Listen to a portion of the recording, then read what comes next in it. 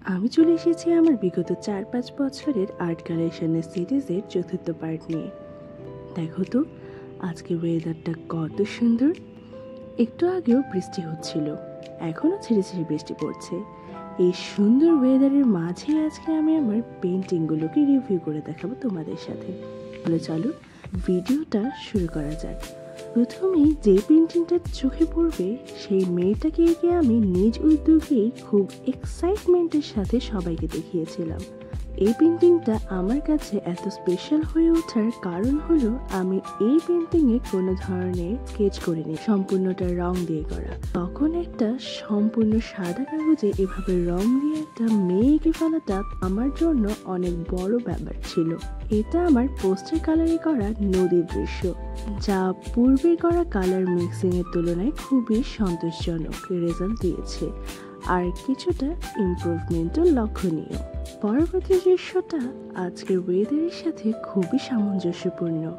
একটি মেয়ে ছাতা মাথায় দাঁড়িয়ে। আমি এখানে একটু বেশি ডিটেলস ব্যবহার করার চেষ্টা করেছিলাম, আর এটা আমি আমার নোটবুকের কভার থেকে ইন্সপায়ার্ড হয়ে এঁকেছিলাম। London iconic view, Big Ben with red telephone box. আর এই চিত্রটা আমি ইন্ডিয়ান একটা মুভি গয়নার বাক্স থেকে ইন্সপায়ার্ড হয়ে এঁকেছিলাম। আমার আম্মু এটা অনেকটাই পছন্দ করেছিলেন। একটা গান আছে না, নিঠুর মনোহর, ওই গানে আমার স্টোরি দেওয়ার অনেক শখ ছিল। মনে করলাম নিজের আঁকা একটা পেন্টিংয়ের সাথে স্টোরি দিলে কেমন হয়। সেই ভাবা থেকেই গানের সাথে মিল রেখে ওই থিম অনুযায়ী এই পেনটা আমি করেছিলাম। এটা আমার একটা নোটবুক থেকে ইন্সপায়ার্ড হয়ে আঁকা, তবে এখানে আমি কোনো ধরনেরই ডিটেলস ব্যবহার করিনি। সম্পূর্ণটা প্রাইমারি কালারগুলো ব্যবহার করে কমপ্লিট করেছিলাম। এটা পিন্টারেস্ট ইন্সপায়ার্ড একটা painting, floating lantern and sharp moon দেখা যাচ্ছে। এটা আঁকতে পেরে আমার মনে হচ্ছিল কিছু ইউনিক এঁকে ফেলেছি আমি। এই পেন্টিংটা অনেকেরই পছন্দ হয়নি, কেউ কেউ বোঝেও নি এটা কি। আমারও মনে হয়েছে ভালো একটা আউটকাম আনতে পারিনি আমি। এটা একটা শহরের রাত্রের ভিউ, তেমন একটা বোঝা যায় না। আর এই ফ্লাওয়ারগুলো আমি এঁকেছিলাম আমার নতুন তুলি পরীক্ষা করার জন্য। পরবর্তীতে এখানে একটা রিংকে দিয়েছিলাম। এই পেনটি কোনো নাম নেই। এটা হলো টি-স্পেল লাইন আর্ট। এটা একটু স্পেশাল আমার জন্য, কেননা এটা আঁকার পর আমার এক সিনিয়র এটা এতটাই পছন্দ করেছিলেন যে তিনি আমাকে পরবর্তীতে 18x20 সাইজের মোটামুটি বড় একটা ক্যানভাসে কমিশন ওয়ার্ক করিয়ে নিয়েছিলেন। এটা দেখেই বোঝা যাচ্ছে একটা র্যান্ডম ডুডল, ভূতের ডুডল। কিছু কিউট বাচ্চা ভূত এঁকেছি আমি। পড়তে পড়তে বোর হচ্ছিলাম বলেই এঁকেছিলাম এটা অফসেট পেপারে। সুন্দর এই দিনের ওয়েদারে আমি শো করছি আমার আঁকা সেই রাতের পেন্টিং, যেটা কিছুটা ইউনিক। এখনো এর দিকে তাকালে আমার মন ভালো হয়ে যায়।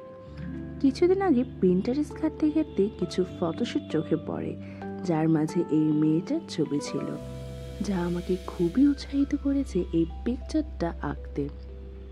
এই ছবির একটা বৈশিষ্ট্য হলো মেয়েটা কিন্তু অন্ধ, জানি না বোঝা যাচ্ছে কিনা। আর এটা হলো পিন্টারেস্ট ইন্সপায়ার্ড একটা ভাইরাল পেন্টিং। এই পেন্টিং করার আগে যতবার পিন্টারেস্টে ঢুকেছি প্রথমেই এই পেনটা আমার সামনে এসেছে, তাই শেষ অবধি না এঁকে পারলামই না।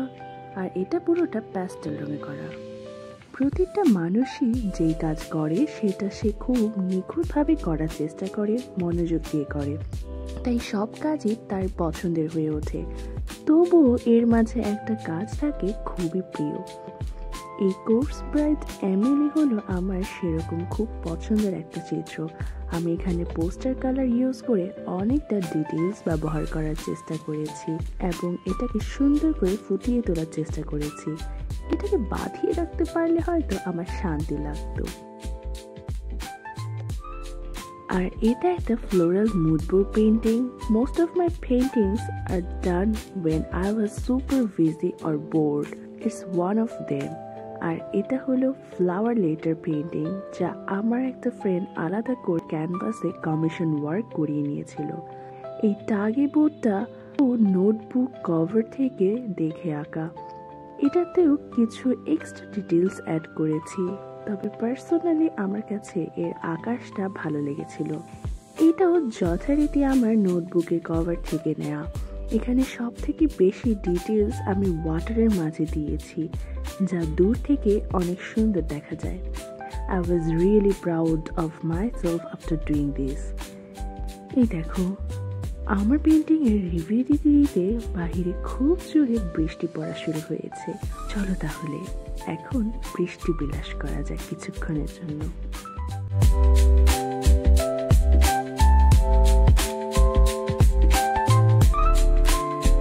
ফিরে গেছি আমি আমার পেন্টিং রিভিউতে। এই পেন্টিংটা একটু ভালো করে লক্ষ্য করলে দেখতে পারবে তোমরা, এখানে আমি কোনো ধরনেরই ডিটেলস ব্যবহার করিনি। এখানে শুধুমাত্র চোখ, নাক আর ঠোঁটের মাঝে কিছু স্পেসিফিক ডিটেলস ব্যবহার করা হয়েছে, তাছাড়া কোনো অংশে আমি তুলি ব্যবহার করিনি। আর এটা হলো পালতোলা নৌকার দৃশ্য। এখানে আমার মেইন ফোকাসটা ছিল নদীর ওয়েভটা। আমি ইনস্টাগ্রামে অনেকগুলো ভিডিও দেখেছি যেখানে সবাই অনেক সুন্দর করে ডিটেইলে নদীর ওয়েভগুলো দিয়ে থাকে। আমি চেষ্টা করার পর তার ধারে কাছে কিছুই নিতে পারিনি, but I was satisfied after trying this. আমার সর্বশেষ পেন্টিংটা হলো অ্যাস্থেটিক হার্ট। এই ফাইলের আমার শেষ পেন্টিং। আমার আম্মুর ইচ্ছায় আমি ভেবেছি এইটাকে আমি সুন্দর করে বাঁধাই করে রাখবো ভবিষ্যতের জন্য। এবং আজকের ভিডিওটা আমি শেষ করব বৃষ্টির পরবর্তী সুন্দর স্বচ্ছ আকাশের ভিডিও দিয়ে।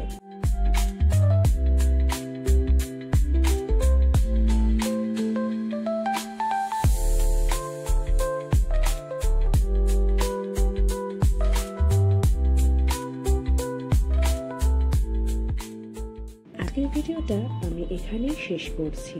দেখা হবে আমার সিরিজের পরবর্তী পার্টে ইনশাআল্লাহ। Till then, stay connected by following my page. Ta-da!